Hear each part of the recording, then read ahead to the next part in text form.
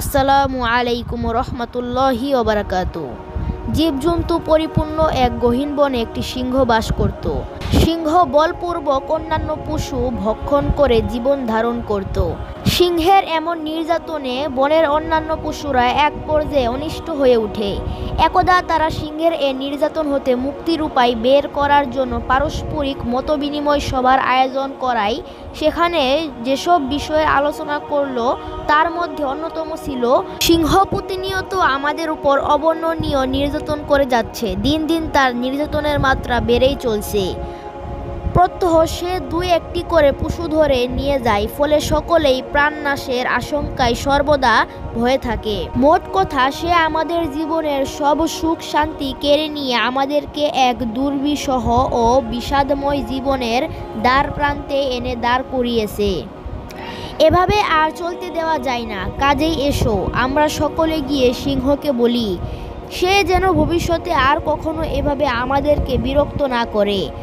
তার আহারের জন্য আমরা প্রতিদিন একটি করে পশু সরবরাহ করব। এতে অন্য সব পশু নিশ্চিন্তে শান্তিতে চলাফেরা করতে পারবে। অতঃপর সিংহকে তাদের এ সিদ্ধান্তের কথা জানালে সে এ প্রস্তাবে সানন্দে সায় দিল, কারণ এতে তার স্বার্থটাই প্রাধান্য পেয়েছে। এবার সে বিনা পরিশ্রমে ঘরে বসে তার নিত্যদিনের খাবার পেয়ে যাবে।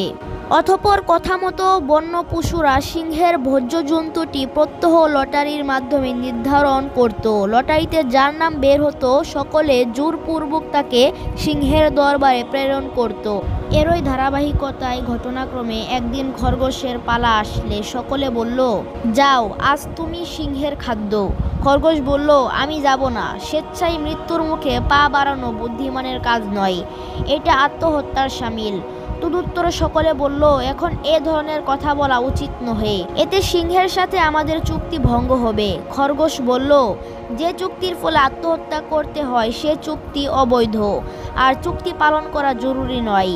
খরগোশের এ যুক্তি শুনে অন্যান্য সব প্রাণীদের মধ্যে ব্যাপক হইচই পড়ে গেল। সকলে একত্রিত হয়ে খরগোশকে বিভিন্নভাবে বোঝানোর চেষ্টা করলো যে সে যদি না যায় তাহলে পশুরাজ সিংহ খুব রাগ করবেন। প্রত্যুত্তরে খরগোশ বলল, সিংহ রাগান্বিত হলে তো সকলের প্রতি হবে, তাতে যার মৃত্যু অত্যাসন্ন সিংহ কেবল তাকেই খেয়ে ফেলবে। তখন আমি হয়তো বেঁচে যাব।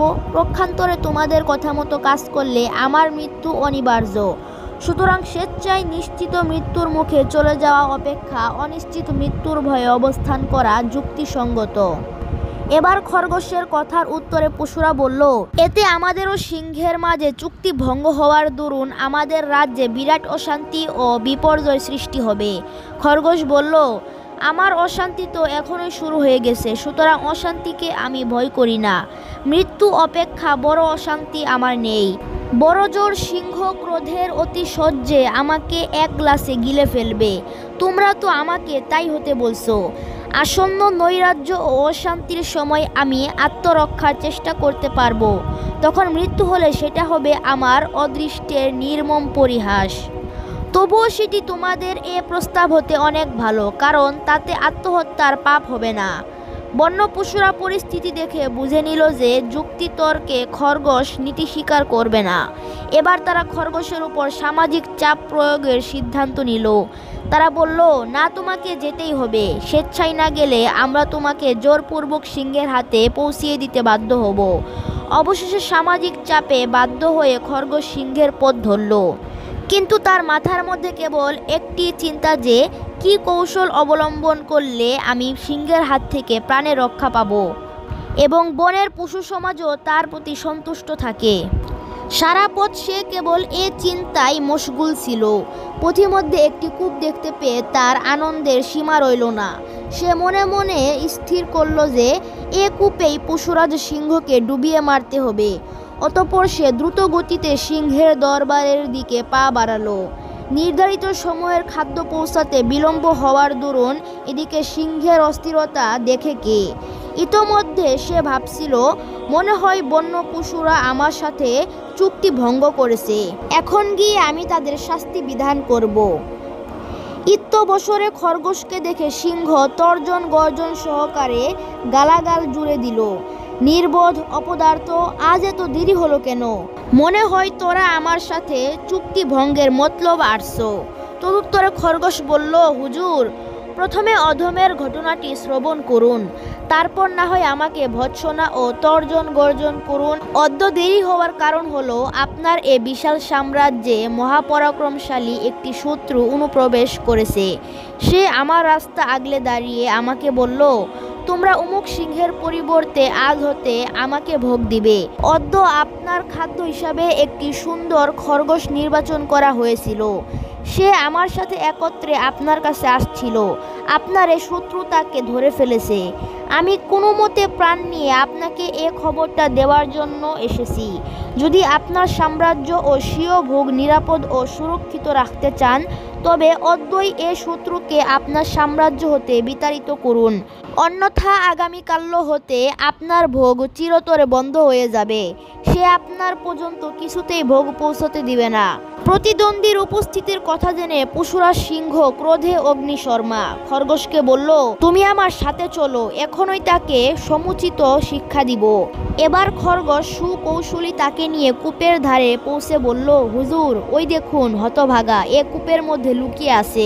দেখবেন তার নিকট আপনার চেয়ে মোটা তাজা খরগোশটিও রয়েছে।